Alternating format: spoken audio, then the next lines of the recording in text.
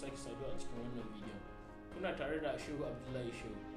Insha Allah za mu fara da language of anatomy, wanda shi wannan language of anatomy ya kunshi positions, planes, terms da kuma movement. Za mu ringa ɗaukar ɗaya bayan ɗaya mu ringa yin bayani. A cikin wannan bidiyon za mu fara da abu na farko, wato wanda shine position. Shi position, idan aka yi magana kan position, ana nufin inda jiki yake ko kuma yadda jiki yake.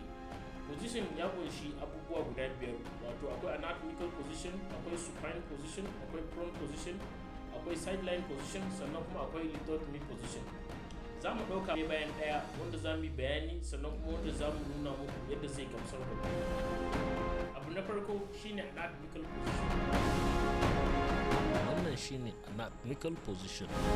A wannan position din ana son kai ya tsaya tsaye, kafaɗu su daidaita, hannaye a gefe, tafin hannu ya zamanto yana kallon inda mutum yake kalla, sannan kafafuwa a matsayi. Abu na biyu shine supine position. Wannan shine supine position.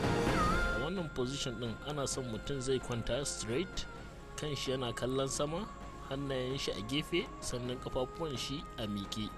Wannan position din shine wanda wasu daga cikinmu mun sani idan za mu kwanta bacci da irin wannan position din muke kwanciya.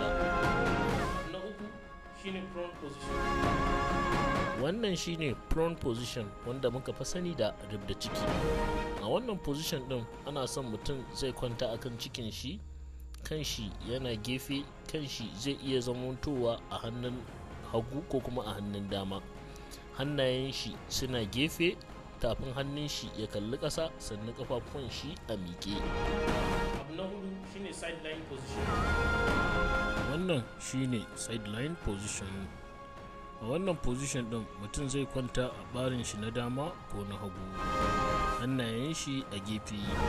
Mutum zai iya sa hannun shi ya supportin kan shi saboda gujewar wrong posture wadda ka iya jawo ciwon wuya ko kuma wata matsalar. Abu na biyar shine lithotomy position. Wannan shine lithotomy position. A wannan position din mutum zai lankwasa ƙugun shi, sannan zai lankwasa gwiwar shi. Wannan position din ana amfani ne da shi wajen karɓar haihuwa ko kuma wajen tiyata ko kuma wasu abubuwan. A nan muka kawo ƙarshen wannan bidiyon namu. Kada ka manta ka yi liking, ka yi subscribing, sannan ka danna alamar ƙararrawa domin sanar da kai da zarar mun ɗora sabon bidiyo. Wassalamu alaikum.